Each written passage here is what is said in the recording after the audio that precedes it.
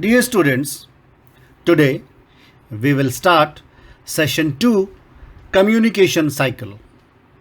In the previous chapter, you have learnt about communication and its types and how it plays a significant role in one's professional career. In this chapter, you will read about the communication cycle and its importance. As you know, communication is a process of sharing information between two or more people through an exchange of thoughts, messages, using the medium of speech, visuals, symbols, writing, or behavior. Thus, the communication process enlists the steps we take to comprehend each other properly. So, dear students, we have already seen in our previous video methods of communication that there are three methods of communication, that is verbal, non-verbal and visuals. And any of the methods can be used in communication cycle. In the communication process or communication cycle, one person is a sender who conveys a message to another person, known as the receiver. When the receiver gets the message, he acknowledges it and sends back a response. This leads to a cycle process known as a communication cycle or communication process. The cycle describes how an idea, impression, or feeling is made known to others. A communication cycle includes resources such as email threads, social media outlets, voice over message outlets, etc. The effectiveness of a communication cycle depends on how long it takes for the feedback to be received by the initial sender. The quicker the response, the more effective is the cycle. Dear students, a communication cycle includes anything. It can be like verbal also, it can be non-verbal also, it can be email also, it can be social outlets as given here. But the main thing is that the quicker the response, the more effective is the cycle. So the cycle is effective only when the response is got quickly.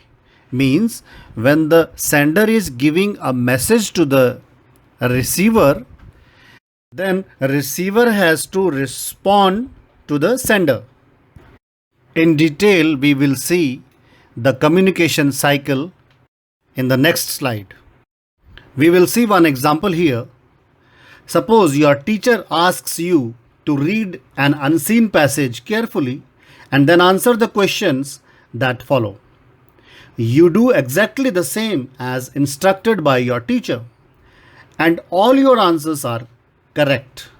However, if you do not follow your teacher's instructions and immediately start solving the questions before reading the passage, you might take a lot of time in doing the exercise and your answers might not be up to the mark. So here, if you follow the instructions of teacher, then you will be able to do your work properly. That in this communication, if you follow the instructions, then you are able to solve your exercise quickly. Otherwise, you will take more time to solve the exercise before reading the passage, and also your answers might be not up to the mark. It may not be right. So we can say that effective communication is one where the intended message is successfully delivered, received, and understood. In the next slide, we will see the communication cycle. There are various elements in the communication cycle. So here, the first one is sender, and then this is the receiver. So first sender will encode, then the message what he has to be sent will go to the receiver, then receiver will decode that message, means that receiver will understand whatever the way. Suppose he has sent an email, he will open, he will understand, and then he will also think over the message what he received, and then he gives the feedback to the sender.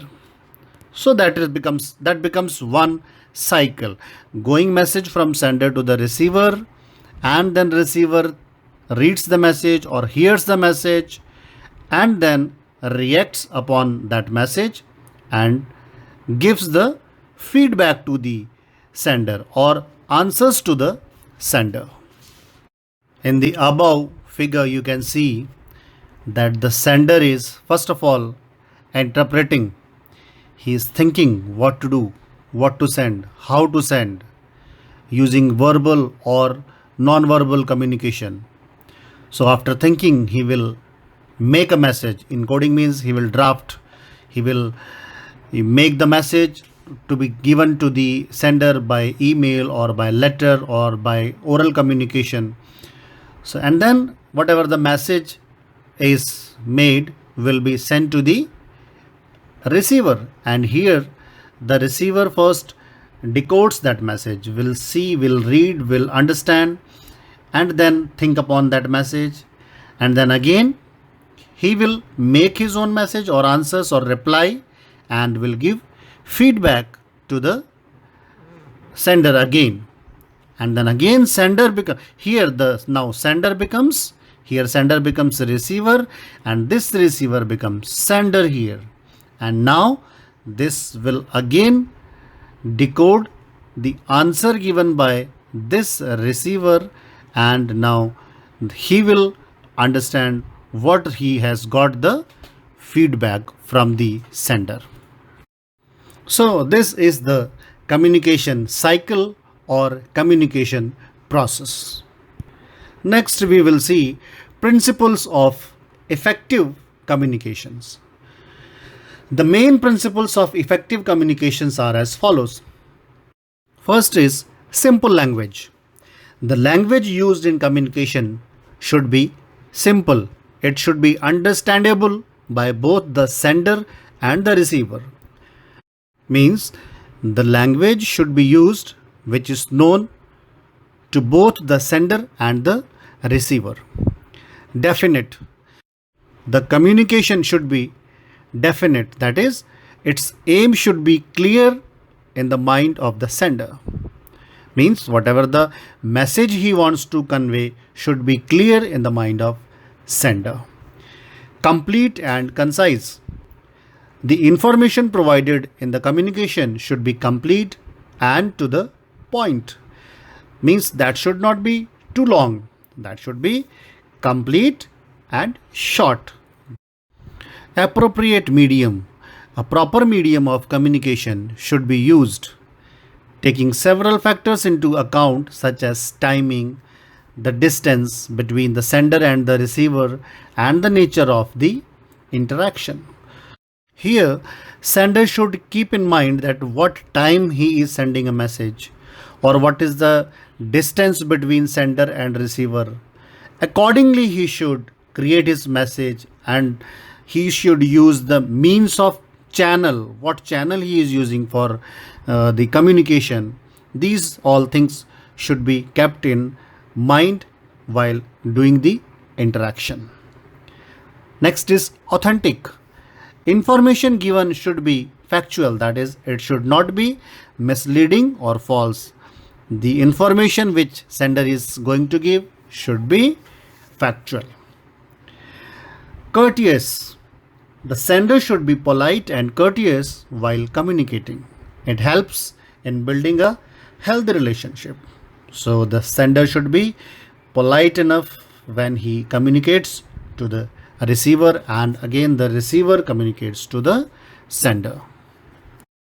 Next we will see elements of a communication cycle.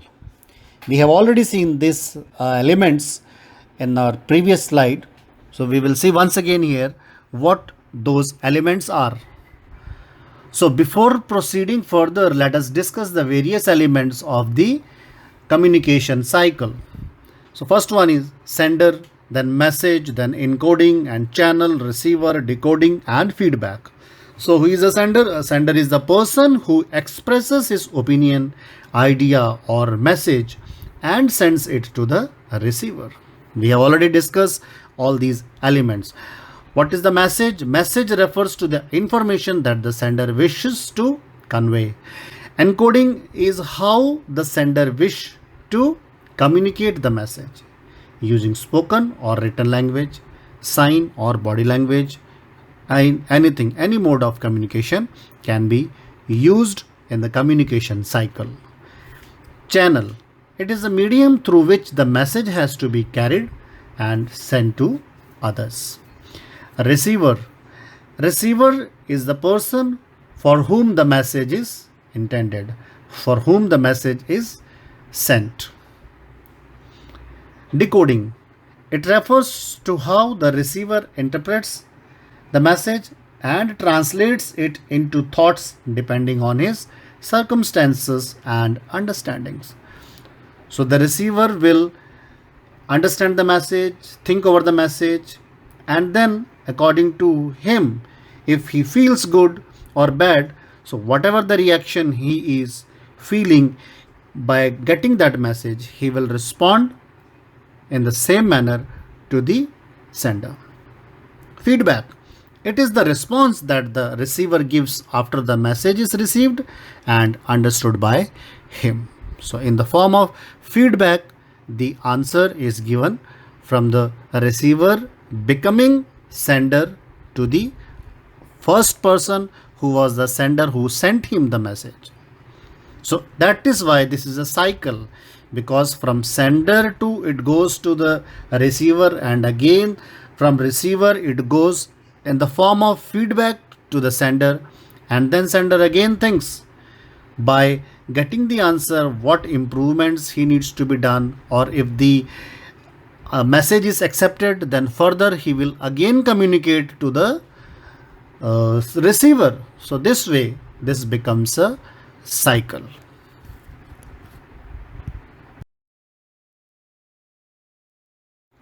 Next we will see defining feedback. What is a feedback? Feedback is an essential factor in the process of the communication cycle. It is the response or reaction of the receiver to the sender after perceiving or understanding the message. Here, the receiver becomes the sender and vice versa. After gaining the receiver's response, the sender takes further actions, thereby completing the communication cycle. So here one example we can see. Suppose the monitor of your class has been instructed by the teacher to explain the rules of sitting in the library. She explains each rule one by one. You all listen to her carefully and follow the rules. As a result, the class gets the reward of being the most disciplined class in the school. The recognition reveals the impact of the feedback. So here in this example you can see that if the class has followed the instructions of the teacher which was given by the monitor, the rules of sitting in the library, so what happened? According to the feedback, the class was rewarded the most disciplined class in the school. So that is the impact of the feedback. So based on the feedback from the receiver, the sender can evaluate the effectiveness of the message. So we can see one more example. If your teacher guides you about the place to keep your skates in the classroom after the activity gets over, you do not listen carefully and keep it carelessly in between the passage. As a result, one of your classmates hurts himself. This reveals that communication was not effective because you did not listen to your teacher, and then As a result, your one of the classmates hurt himself. So if you have had carefully paid attention to your teacher's instructions, you would have kept the skates at the designated place and your classmate would have been saved from injury. So, feedback can be positive or negative. Positive feedback indicates that the sender can continue his communication in the same manner as before, and negative feedback, on the other hand, suggests a need for change in the mode of communication. If the receiver gives appropriate feedback to the sender can modify or remodel his strategy of communication. If no feedback is given, it indicates agreement or reluctance in accepting ideas. So, the feedback is very important. Feedback given in the positive way will improve the sender, and if the feedback is given negative, that means he will not improve. So it can be both. He can, if he gives negative feedback, then there is a scope of improving. If the feedback is given negative way, then the sender will improve himself, and if it is positive, he will continue the communication further.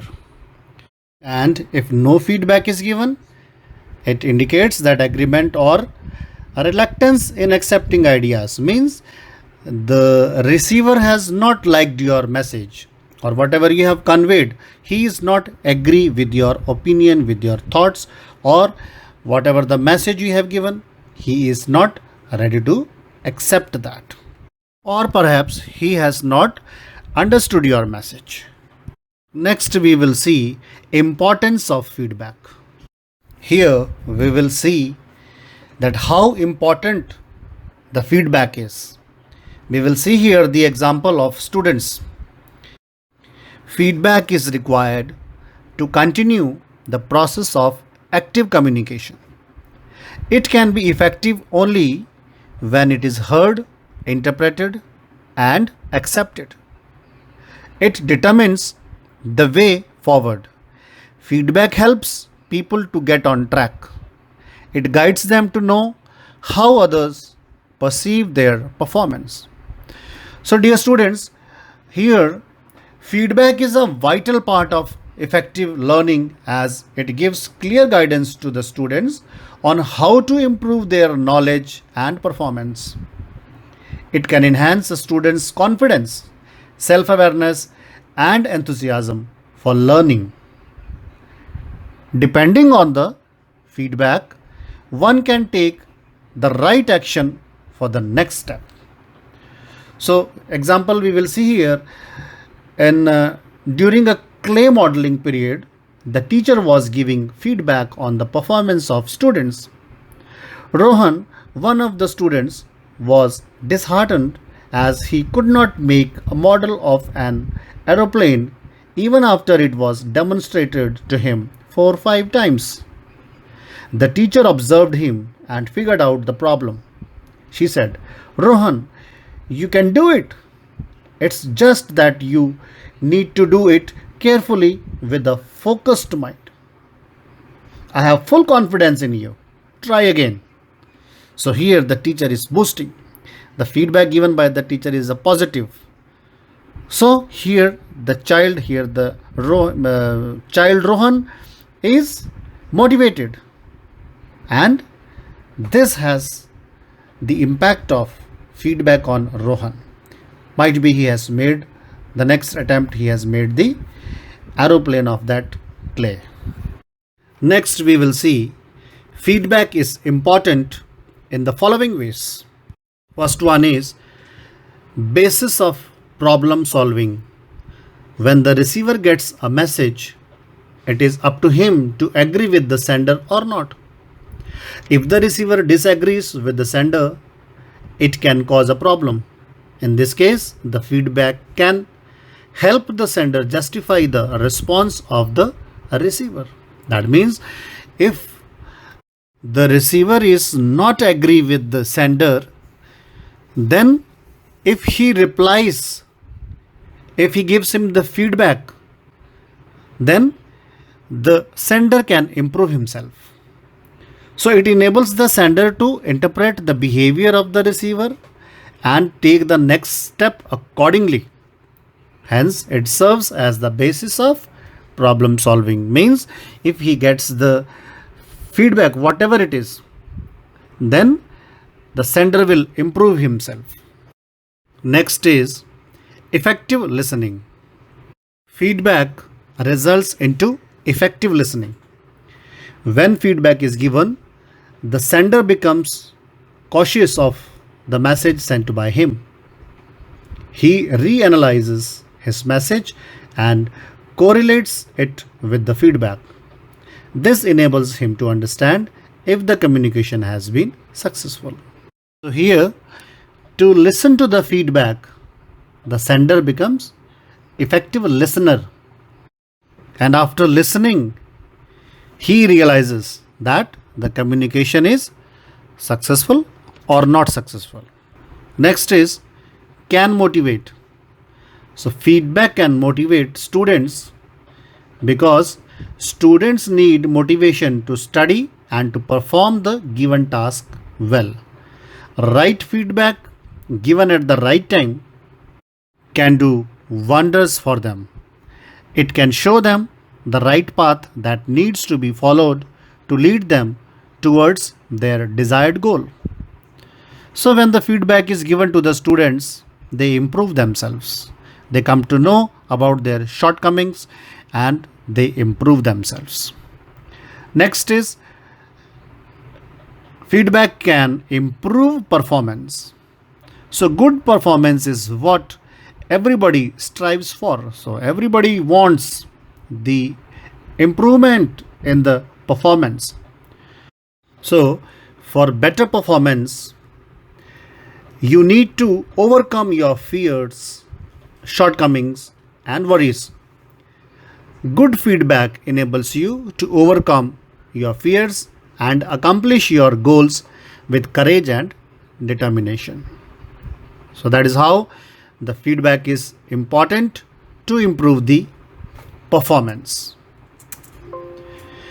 Next is tool for continued learning. Feedback plays a vital role in learning. Learning is an ongoing process. Proper feedback prevents you from getting distracted and pushes you to remain aligned to your goals. It helps you to focus on the improvements areas and learn continuously, which in turn opens a new world of opportunities. Next one is descriptive feedback. Descriptive feedback includes specific information in the form of written comments or verbal conversations that help the learner understand what he needs to do in order to improve. According to Black, Harrison, Lee, and William, descriptive feedback is the most powerful tool for improving students' learning. In other words, it enables students to learn about their current achievement along with the weaknesses which need to be improved. It includes suggestions to help them achieve their objectives. It also provides a direction for the students to identify the steps taken to fulfill their goals. However, it does not include grades, marks, or coded symbols. That means descriptive feedback is very important. Means if it is a written comments to a students, to a particular person, that will affect a lot if it is given in a written piece of paper. Benefits of descriptive feedback. So descriptive feedback should be focused on how well the task has been accomplished along with providing suggestions to improve further. It offers the following benefits. So what is the benefit? The benefit is In descriptive feedback, it should be mentioned that in what field one has to improve. There are few more points of the benefits. Provides useful information to the students about their learning. So, about their learning, the students come to know with the descriptive feedback. It's the gap between their present level of performance and the learning goal. Enables the students to self assess and set their goals accordingly. So, when the students get informative feedback about their work, they get a chance to analyze how they have performed, which concepts they have understood clearly, and which concepts need improvement. They can make an outline of the areas which need improvement and proceed further. There could be number of feedbacks, type of feedback according to the students. So that can be good, that can be bad, that can be happy, that can be sad or well done. So here you can see the types of feedback symbols are given here.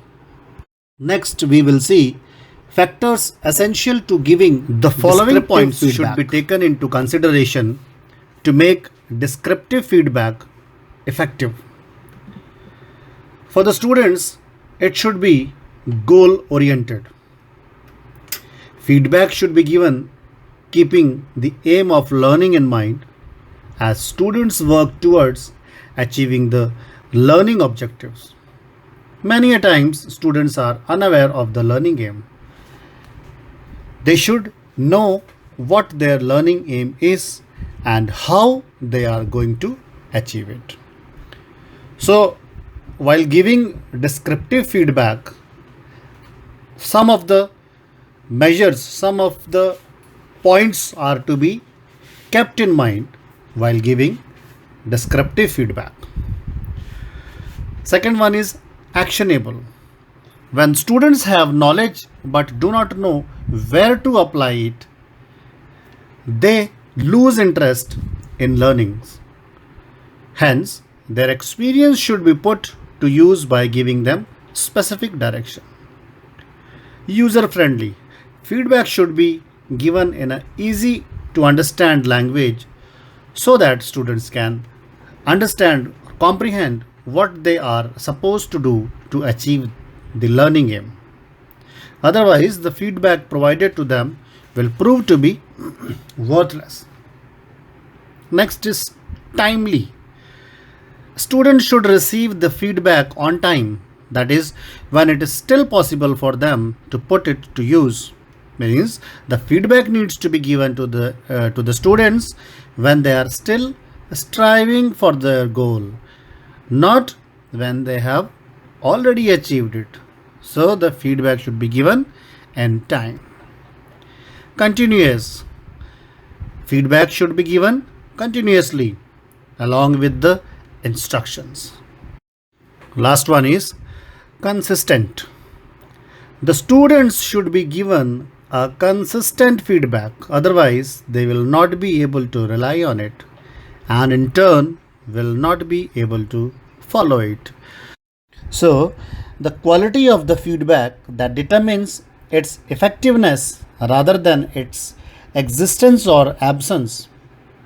Feedback must be task oriented, that allows the students to refine their skills, rearrange in their learning, and concentrate on their goal. It must channelize their energy in the right direction so that they can self monitor. This will enable them to proceed towards their goals with minimum supervision. So, these are some essential factors to be kept in mind while giving descriptive feedback. Next is specific and non-specific feedback. Feedback can be specific and non-specific depending on the information being conveyed through it. So what is specific feedback? It provides detailed information about something particular relating to a task or the individual's performance. It is beneficial as it gives the receiver something substantial to think about and work on the area which need improvement. Dear students, it means whatever the feedback is, that should be specific, particular, that a sender has to work upon, that has to improve certain thing, that should be mentioned particularly. So next is non-specific feedback. Non-specific feedback is, it gives a vague response to the receiver. It may not be much help as it does not guide the receiver properly to achieve the desired goal. It gives the impression that the sender has not given a thoughtful response. That means the feedback is not given from the heart. It's just for the formality. For example, great job. So the issue with the above remark is that it's not specific. It does not indicate that what went right that led to success. It also does not provide any detail about how to repeat this success story with future projects. So nothing specific is mentioned here. So that's simply a great job. So whatever the sender has given to the receiver, that is not given specific. That is called non-specific feedback. And specific is where you tell him, like the above example, it was impressive that you started with the question to hook the listeners. I like it. So here the feedback is given in a positive way and it was appreciated by the listener, by the receiver. So the receiver has given a specific comment on the sentence which was liked by him. Then comes need for specific feedback. Specific feedback can be highly constructive. It might prove to be beneficial to the receiver. It makes the receiver aware of the specific details that need to be focused on to improve one's work and performance. It hence results in effective communication. So why there is a need for specific feedback? Because improvement can be done only when a specific feedback is given. Most people, however, do not give feedback in order to avoid defensive reaction. So feedback is of vital importance if you wish to see other person improve. If feedback is given with the right intention, it can bring a remarkable change in the attitude or performance of a person. Ensure that your feedback is specific so that it is accepted and appreciated by others. So these are specific and non-specific feedback. Next we will see the recap of this chapter. A recap. Communication is a process of sharing information between two or more people through an exchange of thoughts, messages, and information using the medium of speech, visuals, symbols, writing, or behavior. Communication cycle describes how an idea, impression, or feeling is made known to others. Feedback is the response that a receiver gives after the message is received and understood by him. Based on the feedback from the receiver, the sender can evaluate the effectiveness of the message. Feedback is required to continue the process of active communication. It can be effective only when it is heard, interpreted, and accepted. Descriptive feedback includes specific information in the form of written comments or verbal conversations that help the learner understand what he needs to do in order to improve. Feedback must be task oriented, that allows the students to refine their skills, re engage in their learning, and concentrate on their goal. Specific feedback provides detailed information about something particular relating to a task or the individual's performance. Non-specific feedback gives a vague response to the receiver. Now we will see assessment of the chapter. First one is multiple choice questions. Dash is a process of sharing information between two or more people. So the option is communication. Second one is when a receiver gets a message, he sends back a response. Option C. The dash, the response, the more effective is the communication cycle. So here the option B. The quicker the response, the more effective is the communication cycle. Next is the information provided in the communication should be dash and to the point. The right option is complete. Fifth is which of the following should be taken into account while choosing a medium of communication. So here option D will come, all of these. Timing, nature of interaction, distance between the sender and the receiver, all these things should be kept in mind while choosing a medium of communication. So my dear students, now try to do it yourself, this assessment, and then there are some more true false, fill in the blanks, and one word answers, and some solved questions are also given here. Kindly go through this and prepare for the coming unit 1 test. Thank you.